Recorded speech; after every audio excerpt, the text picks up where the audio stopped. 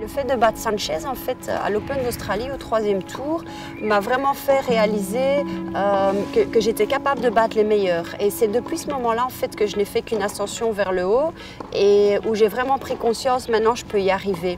De dire j'allais arriver dans le top 10 mondial, non.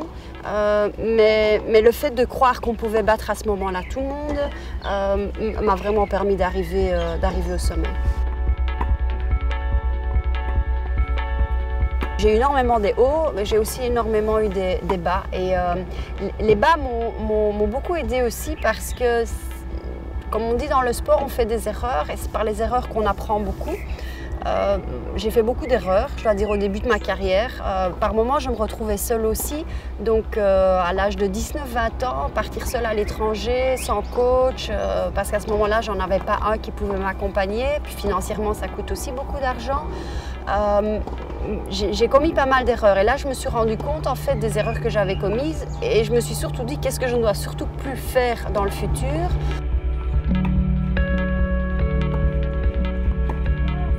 Je dirais que ça facilite d'avoir du talent parce que si on n'a pas de talent forcément on va être limité. Moi j'ai toujours dit, j'ai vu des joueuses, pour ne pas parler forcément de moi, mais j'ai vu beaucoup de joueuses qui avaient beaucoup de talent mais qui n'ont jamais, quelque part, utilisé leur talent correctement. J'en ai vu beaucoup aussi qui avaient beaucoup de compétences, donc qui devaient travailler dur pour y arriver et qui sont arrivés jusqu'à un certain niveau.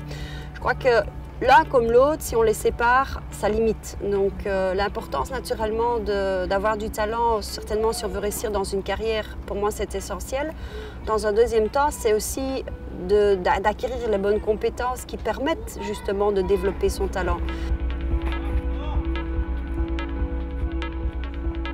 Chacun à sa manière, parce que je dis aussi, quand on parle de talent, chaque joueuse n'est pas faite pour s'entraîner 6 ou 7 heures par jour sur un terrain de tennis. Par contre, il y en a d'autres qui ont besoin de le faire. Donc, on a toujours été consciente, enfin, du moins moi et de ce que j'ai vu sur le circuit, qu'il était important de s'entraîner parce que si tu ne t'entraînes pas, tu ne vas jamais y arriver. Et quand on parle d'entraînement, c'est dur. C'est de l'entraînement où tu transpires, où tu arrives parfois où tu pleures parce que c'est tellement difficile, où tu arrives et tu n'as pas envie de le faire, mais tu dois quand même le faire. Et je crois que c'est aussi important que les gens comprennent que ça ne vient pas comme ça. Donc il faut s'entraîner, il faut se faire mal aussi de temps en temps.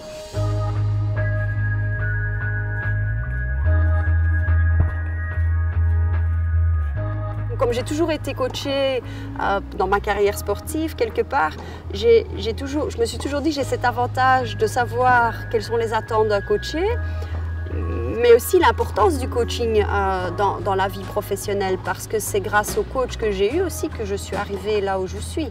Je ne dis pas que c'est mon coach qui a pris la raquette et qui a joué à ma place, ça reste quand même, comme je dis, c'est moi qui gagne et c'est moi qui perds.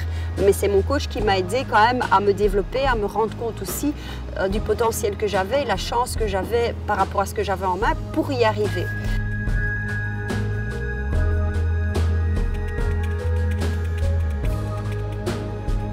Ce que moi j'ai toujours retenu et reste quand même quelque chose d'essentiel dans toutes mes activités, c'est cet aspect de plaisir, le plaisir de jouer, le plaisir de travailler avec des personnes, le plaisir d'organiser des tournois.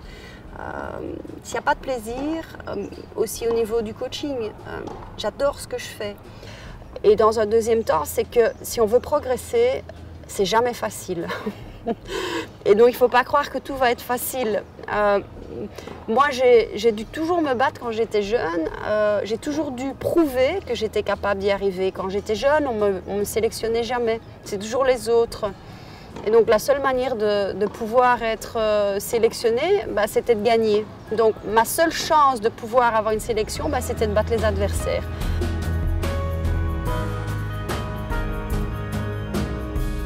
C'est surtout important de se rendre compte qu'une carrière, ça va très très vite et qu'il faut vraiment se donner tous les moyens pour y arriver. Et je dis, tiens, on est 10 ans plus tard et regarde derrière toi. C'est vraiment de dire, ah ben, qu'est-ce que j'ai bien fait, quoi. Qu'est-ce que j'ai été bon à ce moment-là. Mais j'ai été bon parce que j'ai fait tout ce qu'il fallait pour être bon. Et pas de se dire, ah mais si j'avais fait ci ou si j'avais fait ça, oui, il m'a manqué ceci ou il m'a manqué ça. Il y a tellement des excuses pour ne pas y arriver. Et il y a tellement de bonnes raisons pour y arriver.